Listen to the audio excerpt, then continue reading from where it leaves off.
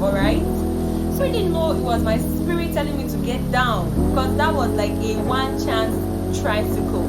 I came all the way from Aba.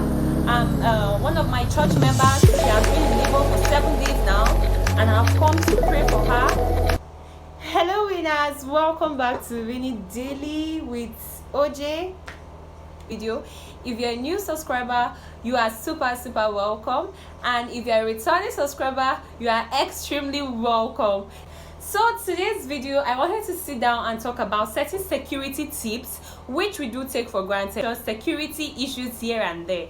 So I'm literally going to be sharing some stories about myself which I've encountered, and then what I learned. And I feel like these stories are everywhere. They are similar, they are out there, they are everywhere. So I want to start with this particular story that happened in school while I was in school. So at that time, I was in the hostel. So I left the hostel and I was headed home to my aunt's place for the weekend. So I had packed everything that I needed in my bag. I was with my iPad, then I was using an iPad 6. I was with my iPad, money. I had like 1,000 naira or so with some change on me. So this is not something long ago. This was 2019. So I walked from the hostel, and then I got to the gate. So at the gate there, we were waiting for Keke. Other students were there.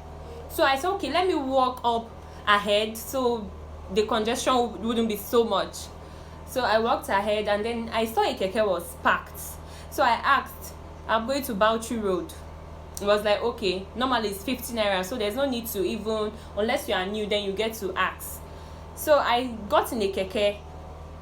There was a man sitting in the Keke, and he was reeking of alcohol. Keke is actually a tricycle, all right? So he was reeking of alcohol so badly, and I was uncomfortable for a moment, and I didn't really know it was my spirit telling me to get down, because that was like a one chance tricycle. One chance here means that when you go, you don't return from that journey. That's when we say one chance. I had no idea what was up for me. So when I got into the tricycle, then the man approached me immediately. He said, I'm a reverend father. I'm here. I came all the way from Aba. One of my church members, she has been in labor for 7 days now, and I've come to pray for her. So right now he really can't locate the hospital. He doesn't know if I know the hospital, that the hospital is St. Viva's Hospital. And I was like, I wanted to respond. Then somebody told me, hey, hold back, because already then the story was everywhere in Just City that there were guys who would go to herbal homes, charm home, do some charm and concussion, and then when they speak to you, they're able to hypnotize you, and then you're able to do their bidding. So before I could open my mouth to respond, I suddenly remembered that story, and then something held me back. I did not respond. I ignored him like I did not hear. He repeated the same thing. He's a reverend father. He's here to pray for a church member. And I was like, my mind, why would the reverend father be reeking of alcohol? That was one of the things that stood out for me. So he kept on pestering me. So then he made an incantation, guys. That stood out for me. He made an incantation. He said something thrice. I really don't know what it was, but it was an incantation. He repeated that stuff thrice. And then I suddenly started feeling dizzy. Hey, my head was spinning. I started feeling hot all of a sudden.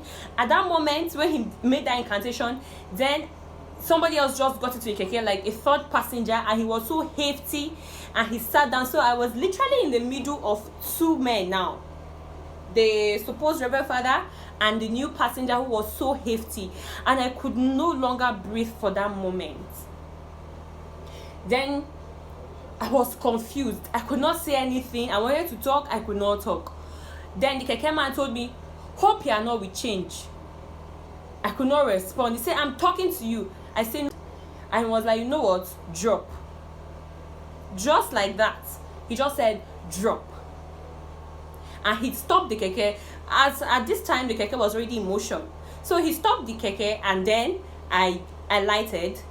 Then I started shaking. I was shaking at that spot, and then a keke that was an incoming keke which was behind us, I think he observed what has happened when they dropped me. So there was an elderly woman in the keke who insisted that the keke man should stop, that the tricycle should stop for me, because they saw the way I was shaking. Then the elderly woman asked the tricycle rider to stop.